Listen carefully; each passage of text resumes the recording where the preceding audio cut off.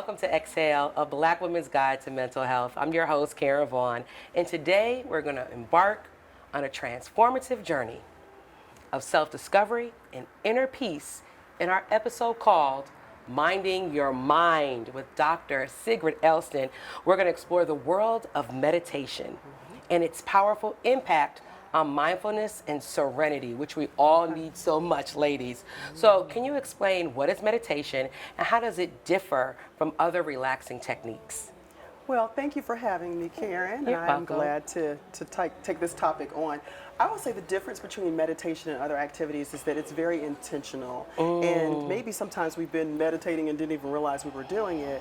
But as far as with the meditation piece, there are different forms, different ways to go about it. But the goal is to reach inner peace. So any activity that releases stress and relieves your body of stress, your mind of stress, can be a form of meditation, but it's good and it can provide you peace. But specifically meditation, there are different types to kind of focus on your body, on your thoughts, on your emotions, to sounds. There are different ways to do it. So we'll talk more about the different forms of meditation, but it is very, very helpful.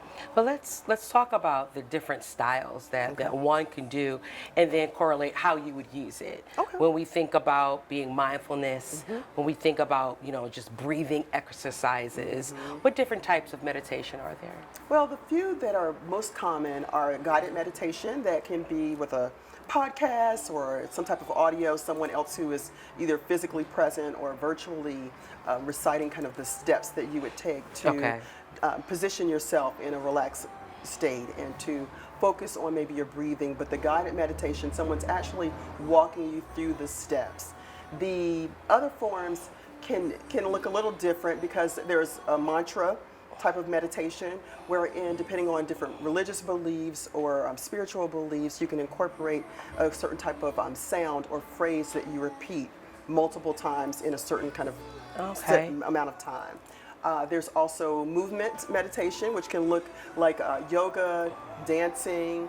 I think some individuals can get distracted sometimes by words, so oftentimes it may be instrumental in order to let the body kind of be free.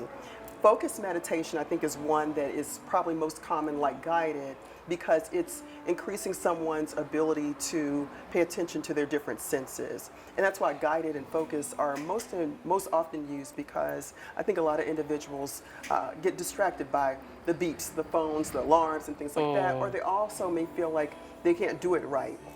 And with anybody who is more of a kind of anxiety-prone individual, you can become frustrated if you don't meditate right. And it's like, I'm not relaxing right, my breathing is not happening. So when somebody's guiding you through it or helping you to focus on, okay, what do your fingers feel? What sounds do you hear? It's helping you to pay attention to what noises are out there, how your breathing is.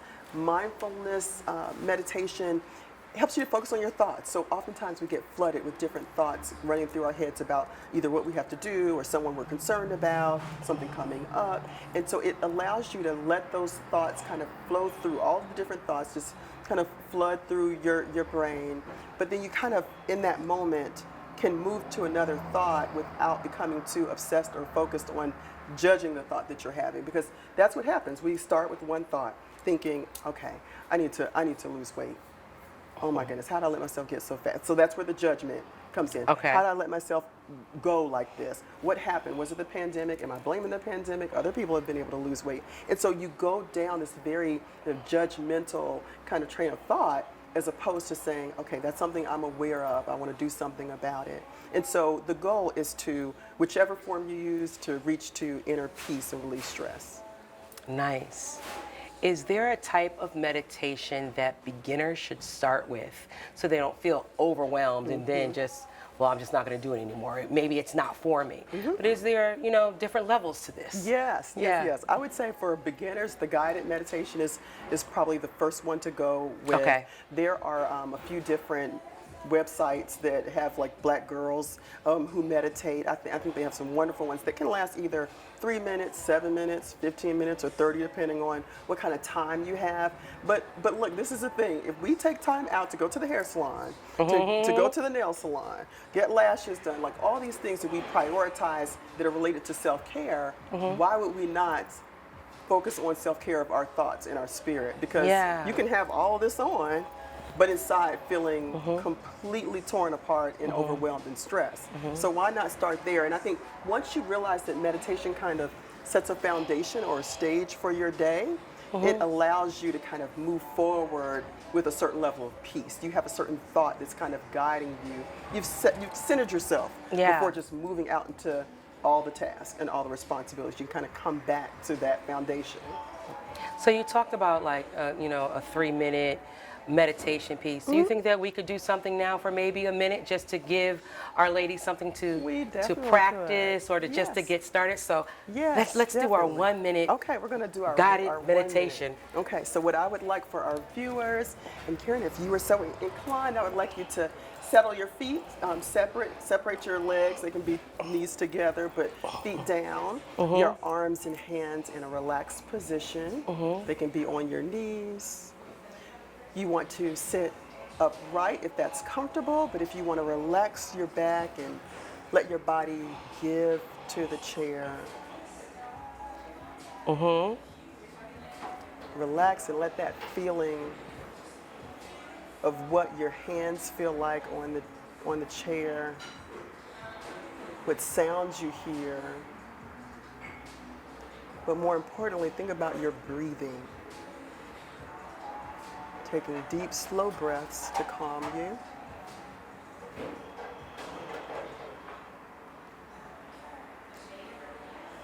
Think of a place that is calming for you and relaxing for you. What those sounds are like when you're in that place. Are they peaceful, soothing, quiet? What do your hands feel? Do they feel sand? Do they feel wind? Do they feel the air, the breath of life around you and in you? If you sit with that feeling, allow yourself to let those feelings kind of flow through your body as you inhale and exhale.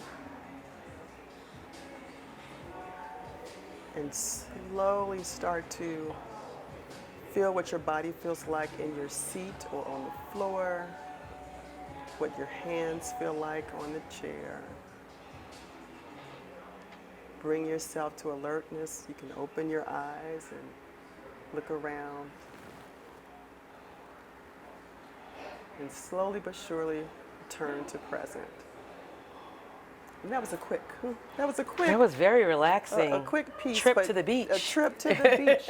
Because you want to start with where you are, Yeah. but disconnect from it. And the peace comes from disconnecting from all of the noise, all the noise and demands of the world and what's around you.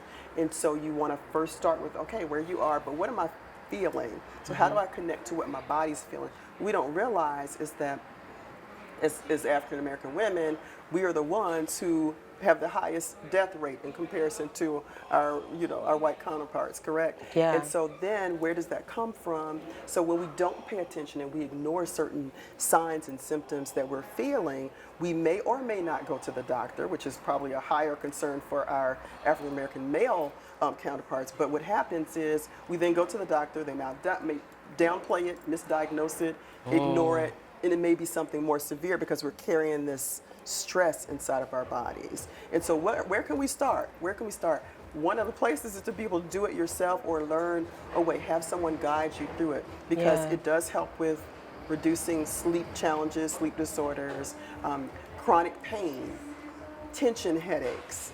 It helps you to focus, be more present. And so there are a lot of benefits to it, but physically and mentally and spiritually. No, I'm still feeling relaxed. Good. I hope That so. was really good. And for women that are busy and juggling it all, we talked about boundaries before, so Yes, we're we working did. on that as well. But as we work through those things, what are some tips that you can share to busy women who would like to incorporate meditation into their daily lives? Yes. I think finding out when is the best time. I mean, I think a lot of people do it earlier in the day when they first wake up, but very quickly you move into, okay, what do I have to do? Or Yeah. someone's calling your name, or an alarm clock is going off if you happen to go, you know, or have it set to go off a little earlier. You could set another alarm to kind of say, okay, this is my meditation time. Nice. And I need to go into a different place. Or if you're in the bed alone or with your partner or wherever, being able to quiet out, you know, all the other noise before you put your feet on the ground. So again, it could be 5 minutes, 15 minutes. Some individuals may feel like they need to do it during the day. And I think we mentioned movement meditation. And so some individuals may take that time like they are on a lunch break. If they work, you know, work from home, they work virtually, or maybe even they do work in an office, but they might take a cleansing walk. I had some other colleagues in an office where I worked, and I saw this one therapist, and she would just walk through the downstairs and upstairs between sessions. And she called it kind of a cleansing kind of walk, cleansing moment. Nice. To kind of separate from the previous session, give back to herself, and then be able to prepare herself to give to the next therapy appointment. I think it was a great practice that I think she can use, and you can incorporate. Doesn't mean we're getting a mile walk in or a 3-mile walk in, but it allows you to get some steps in, some physical activity, and just some fresh breath and air. So I think that's going to be the piece, is finding out what is the sweet spot. Is it the beginning of the day, middle of the day? How much time? Where can it fit that you don't feel like it's rushed, and that it's such a tasky check-off thing that you're not present with it? And it's Yeah. just something I need to get done. Like, I did it, but you didn't sit with it so you could be present with peace. Present with peace. That's a huge Oh, piece. that sounds like another episode. That is. So I think we're on to something else. We Present are. with peace. Yes. Present with peace. And I loved how Yes. you talked about, you know, taking a cleansing walk, but, you know, kind of shedding that past, maybe ladies, it's the past meeting or phone call, where you're Yes. pouring into yourself. And that's what minding your mind is all about. Yes. Oh, I love it. Indeed. I love it. Once again, share with everyone how they can reach out to you. Yes, you can reach me at diversecounseling.org or diversecounseling@comcast.net. My name again is Dr. Sigrid Elston, and my number is 317-835-9204. Thank you, Dr. Elston. Thank you. For always being here and shedding light and helping us mind our business of our mind, our heart, and our soul. And everyone watching, remember to exhale and be well.